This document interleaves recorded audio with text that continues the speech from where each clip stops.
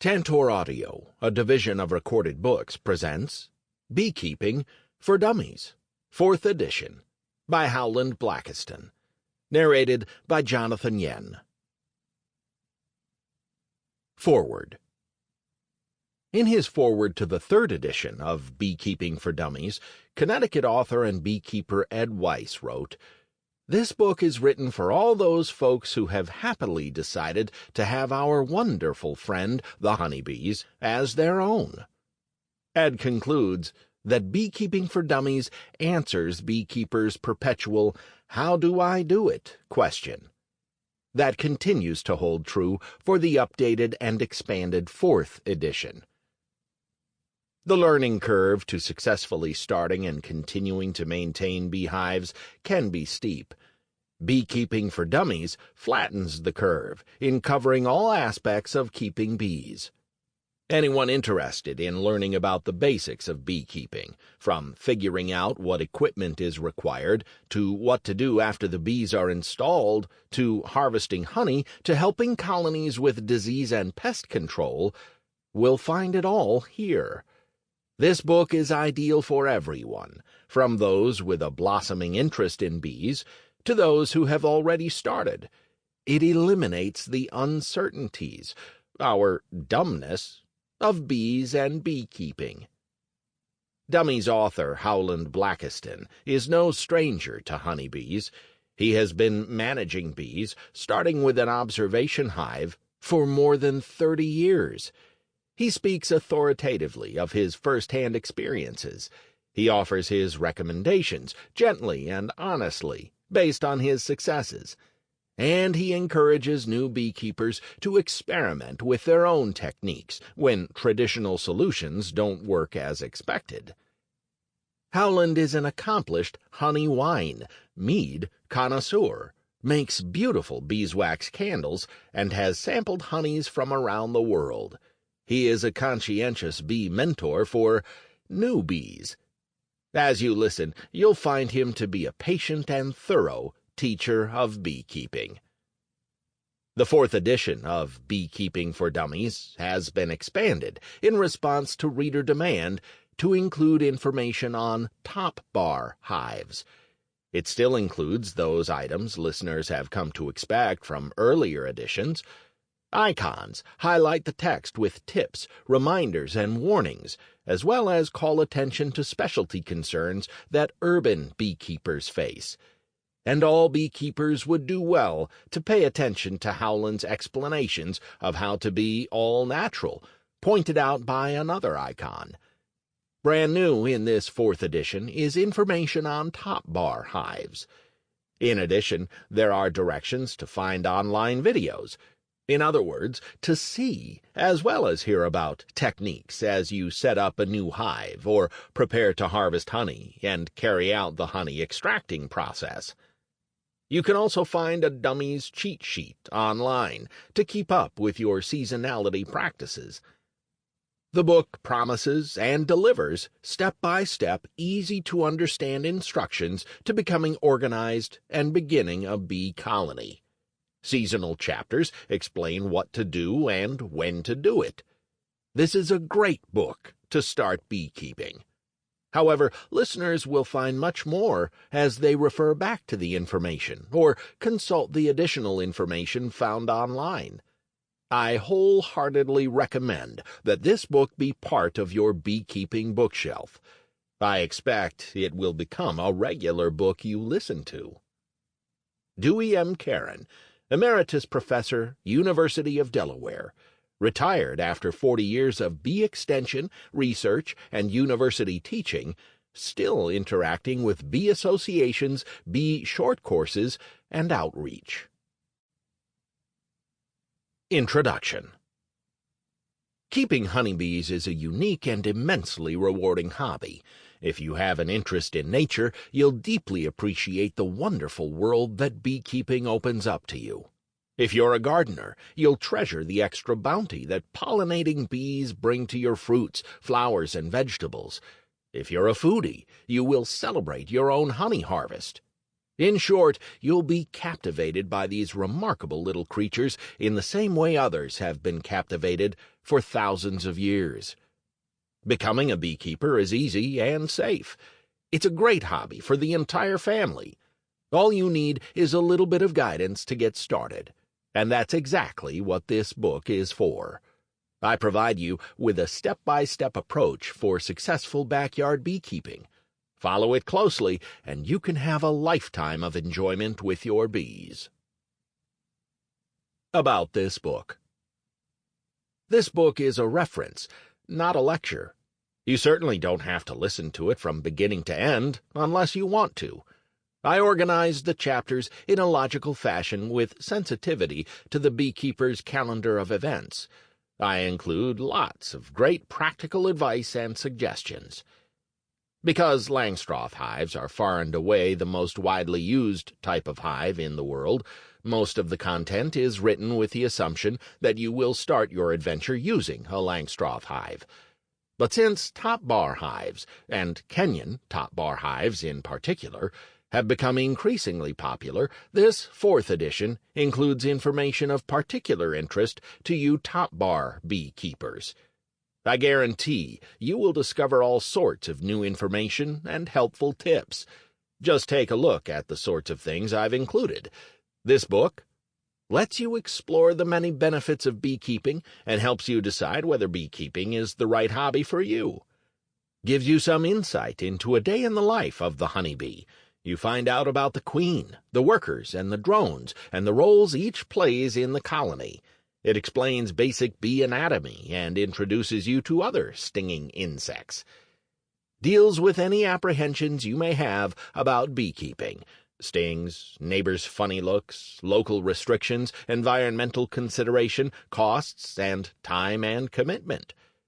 Helps you decide where you should locate your hive and how you can get started. Introduces you to 5 different hive types that are the most popular among backyard beekeepers. You learn the benefits and drawbacks associated with each of these hives. Shows the basic tools and equipment you need and how to assemble a hive. You find out about really cool gadgets and weird and wonderful accessories. Helps you decide the kind of honeybee to raise and when and how to order your bees. You also find out what to do the day your girls arrive and how to successfully transfer them to their new home. Explains how and when to go about approaching and opening up a colony of bees. Helps you understand exactly what you're looking for every time you inspect a colony. I include the specific tasks that are unique to the weeks immediately following the arrival of your bees, as well as throughout the season. Discusses the tasks a beekeeper must perform year-round to maintain a healthy colony.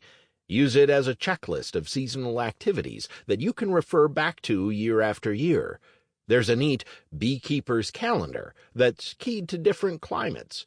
Use this to identify the tasks you should do and when. Shows you how to anticipate the most common problems. Find out what to do if your hive swarms or simply packs up and leaves. Discover how to recognize problems with brood production and your precious queen. Provides the latest information about topics that are all the buzz in the media. Colony collapse disorder, CCD, backyard pollination, nutritional value of honey, and Africanized bees. Find out what you can do to help save the honeybees. Takes a detailed look at bee illnesses. Learn what medications you can use to keep your bees healthy and productive year after year. Discover alternative natural approaches to keeping bees healthy that avoid or minimize the use of any chemicals. Teaches you the basics of raising your own queen bees for fun and profit. Gives you a yummy chapter 100% about honey. Find out about its influence throughout history, what it's composed of, the many different kinds and characteristics of honey, and how honey is used for health and wellness. Gives you a step-by-step approach for harvesting, bottling, and marketing your honey. I also include some back-of-book materials, including helpful bee-related resources, websites, journals, suppliers, and beekeeping associations. Foolish Assumptions. If you've never kept bees, this book has all the information you need to get started in beekeeping. I assume that you have no prior knowledge of the equipment, tools, and techniques. However, if you've been a beekeeper for a while, this book is a terrific resource for you too. You'll find new ideas on how to keep your bees healthier and more productive, as well as natural alternatives to traditional medication approaches. And if you're a city dweller, you'll benefit from the special hints and guidelines that are unique to urban beekeeping. You'll appreciate the way the book has been organized for easy and ongoing reference. I include a whole lot of tricks of the trade. In short, this book is for just about anyone who's fallen in love with the bountiful honeybee. Icons used in this book. Peppered throughout this book are helpful icons that present special types of information to enhance your listening experience and make you a stellar beekeeper. Tip. Think of these tips as words of wisdom that, when applied, can make your beekeeping experience more pleasant and fulfilling. Warning. These warnings alert you to potential beekeeping boo-boos that could make your experiences unpleasant and/or your little winged friends unhappy or downright miserable. Take them to heart. Remember. I use this icon to point out things that need to be so ingrained in your beekeeping consciousness that they become habits. Keep these points at the forefront of your mind when caring for your bees. Urban. Urban beekeeping involves special considerations and techniques. For those of you keeping bees in a city environment, these hints and suggestions will come in very handy. All natural. The trend these days is to be very judicial about the use of chemicals in the hive. Use this icon to learn about natural, non-chemical methods for tending to your colony's health and otherwise dealing with problems. Beyond the book. There is much more information available from your author and from the For Dummies brand for your learning pleasure. Check out these resources to find out more about the art of beekeeping. The cheat sheet gives you quick reference tasks that you need to complete at various times of the year. Find out what you need to do in summer and winter to care for and protect your bees. To get this cheat sheet, simply go to Dummies.com and search for Beekeeping for Dummies cheat sheet in the search box. For Dummies, online videos are available at dummies.com/go/beekeepingfd4e. You can see everything from installing your bees to lighting a smoker. Watching me perform these tasks is an invaluable help to new and seasoned beekeepers. And although this book includes information about different beehives, I give you much more information in Building Beehives for Dummies. Wiley. Where to go from here. You can start anywhere with For Dummies books, but there's a logic to beginning at the beginning. If that's not in your personality, consider starting with Chapter 5 to see what equipment you'll need to get started. Then move over to Chapter 6 to determine what kind of honeybee is right for you and what to do the day your girls arrive at your home. You may have some apprehension about working around bees, such as stings and whether your neighbors will be comfortable with your new hobby. Check out Chapter 3 to get some ideas on how to win over your neighbors with jars of delicious honey. Colony collapse disorder has been in the news over the last few years. Chapter 11 takes an in-depth look at this problem and answers common questions. Chapter 8 gives you info and advice about inspecting your hives and your bees, and Chapters 12 and 13 tell you what to do if you find mites or other potentially fatal problems with your bees. Chapter 15 is all about honey, sweet, sticky, golden honey. You learn about the health benefits, as well as a little about the history and the medicinal benefits. You find out how to gather and process your honey in Chapters 16 and 17.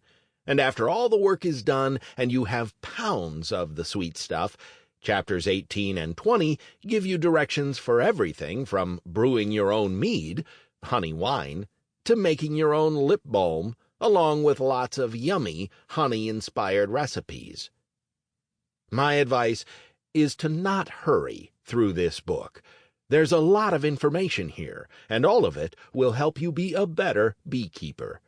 Whether you're in the country, in a subdivision, or you're planning on an urban rooftop beehive, there's something here for you. 1. Taking flight with beekeeping. In this part, discover the role honeybees have played in history and find out about the many benefits of beekeeping today. Understand the honeybee's vital role in nature and what they contribute to our agricultural economy. Decide whether becoming a beekeeper is the right decision for you. How much work is involved? Do you have what it takes? What will your neighbors say? See what makes honeybees tick. Understand how they communicate with each other, and find out about their different roles and responsibilities as members of a fascinating society. Find out about other stinging insects that are often confused with the gentle honeybee, and as a result, give them a bad rap. In this chapter, finding out about the many benefits of beekeeping, deciding whether beekeeping is for you, choosing which beekeeping approach to take. Chapter 1. To be or not to be? I've been keeping bees in my backyard since 1983, and I've a confession to make. I really love my bees. That may sound weird to you if you aren't a beekeeper yet, but virtually all individuals who keep bees will tell you the same thing and speak with affection about their girls. They impatiently await their next opportunity to visit their hives. They experience a true emotional loss when their bees don't make it through a bad winter. Beekeepers, without a doubt, develop a special bond with their bees. Since becoming a backyard beekeeper, I've grown to deeply admire the remarkable qualities of these endearing creatures. As a gardener, I've witnessed firsthand the dramatic contribution they provide to flowering plants of all kinds. With honeybees in my garden, its bounty has increased by leaps and bounds. And then there's that wonderful bonus that they generously give me, a yearly harvest of sweet liquid gold. After you get to know more about bees' value and remarkable social skills, you'll fall in love with them too. They're simply wonderful little creatures. Interacting with them is a joy and a privilege. People who love nature in its purest form will love bees and beekeeping. That being said, in this chapter, I help you better understand the remarkable and bountiful little honeybee by looking at its history and the value it brings to our lives. I also discuss the benefits of beekeeping and why you should consider it as a hobby or even a small business venture.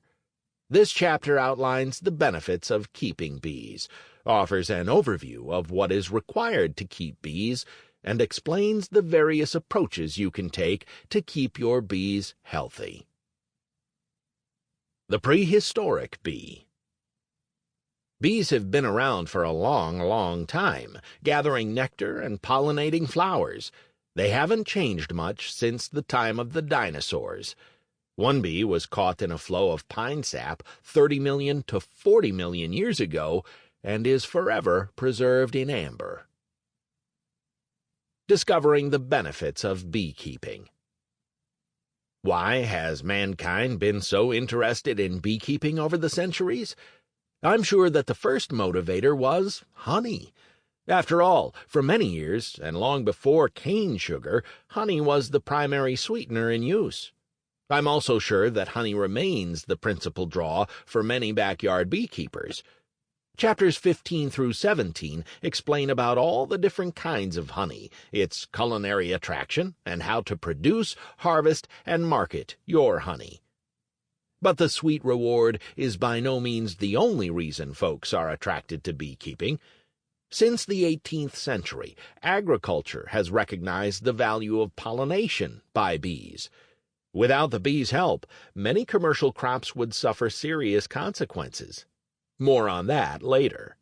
Even backyard beekeepers witness dramatic improvements in their garden. More and larger fruits, flowers, and vegetables. A hive or two in the garden makes a big difference in your success as a gardener. The rewards of beekeeping extend beyond honey and pollination. Bees produce other products that can be harvested and put to good use, including beeswax, propolis, and royal jelly. Even the pollen they bring back to the hive can be harvested.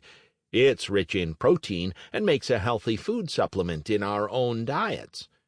Chapter 18 includes a number of practical things you can do with beeswax and propolis. Harvesting liquid gold, honey. The prospect of harvesting honey is certainly a strong attraction for new beekeepers. There's something magical about bottling your own honey, and I can assure you that no other honey tastes as good as the honey made by your own bees. Delicious. Learn all about honey varieties, tasting, and pairing with food in Chapter 15. And be sure to listen to Chapter 20, where I list 10 of my favorite recipes for cooking with honey. How much honey can you expect?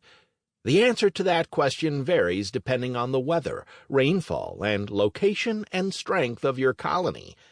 But producing 60 to 80 pounds or more of surplus honey isn't unusual for a single strong colony. Chapters 15 through 17 provide plenty of useful information on the kinds of honey you can harvest from your bees and how to go about it.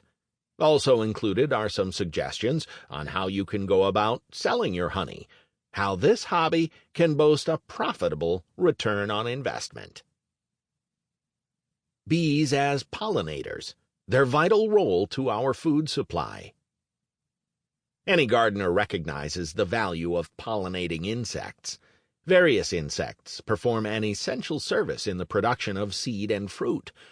The survival of plants depends on pollination.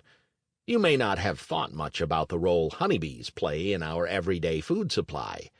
It is estimated that in North America, around 30% of the food we consume is produced from bee-pollinated plants.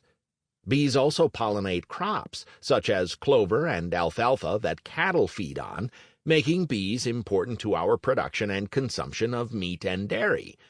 The value of pollination by bees is estimated at around $16 billion in the United States alone. These are more than interesting facts. These are realities with devastating consequences if bees were to disappear. And sadly, the health of honeybees has been compromised in recent years. See the later section, Being Part of the Bigger Picture, Save the Bees. Indeed, a spring without bees could endanger our food supply and impact our economy.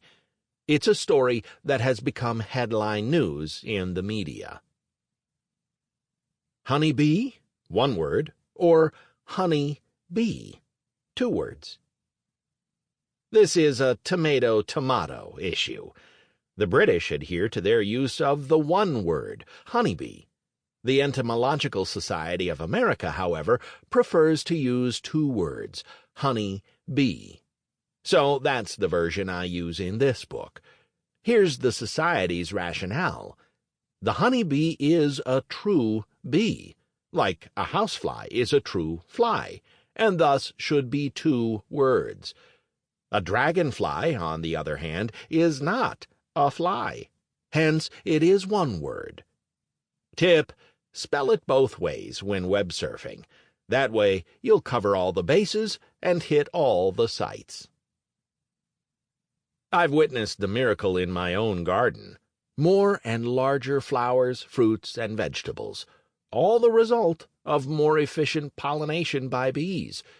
After seeing my results, a friend who tends an imposing vegetable garden begged me to place a couple of hives on her property. I did, and she too is thrilled.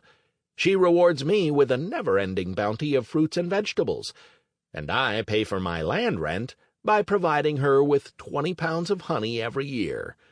Not a bad barter all around. Why bees make great pollinators. About 100 crops in the United States depend on bees for pollination. Why is the honeybee such an effective pollinator? Because she's uniquely adapted to the task. Here are several examples. The honeybee's anatomy is well suited for carrying pollen. Her body and legs are covered with branched hairs that catch and hold pollen grains. The bee's hind legs contain pollen baskets that the bee uses for transporting pollen, a major source of food, back to the hive. If the bee brushes against the stigma, female part, of the next flower she visits, some of the pollen grains brush off, and the act of cross-pollination is accomplished.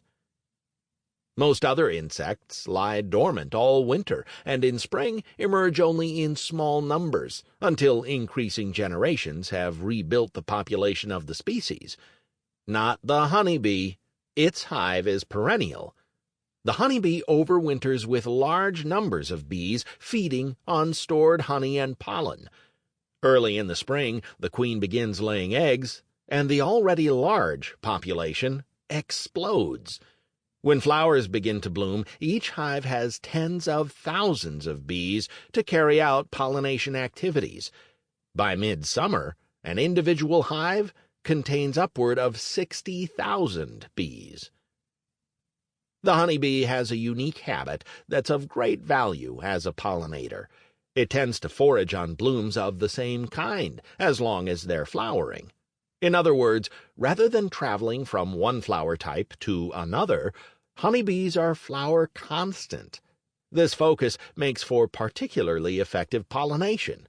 It also means that the honey they produce from the nectar of a specific flower takes on the unique flavor characteristics of that flower. That's how we get specific honey flavors, such as orange blossom honey, buckwheat honey, blueberry honey, lavender honey, and so on. See Chapter 15 for a lesson in how to taste and evaluate honey varieties. The honeybee is one of the only pollinating insects that can be introduced to a garden at the gardener's will.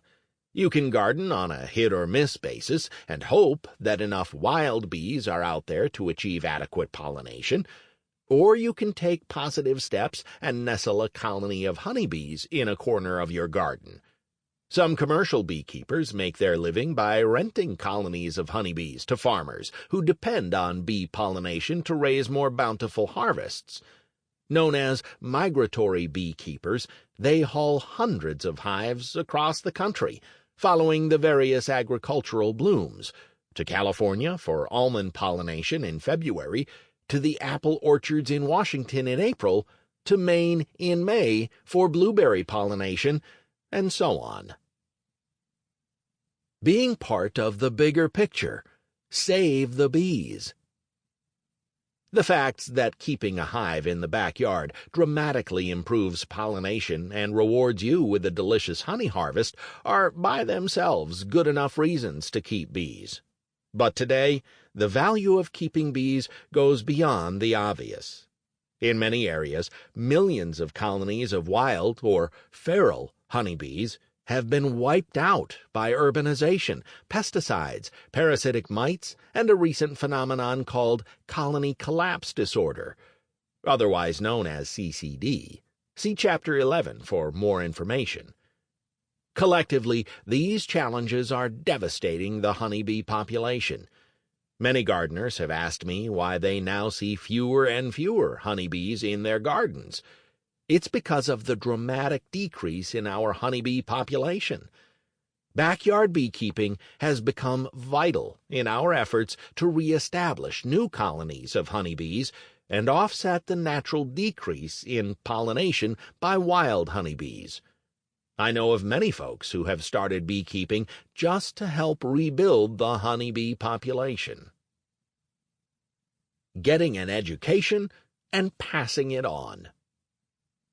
As a beekeeper, you continually discover new things about nature, bees, and their remarkable social behavior. Just about any school, nature center, garden club, or youth organization would be delighted for you. Sample complete. Ready to continue?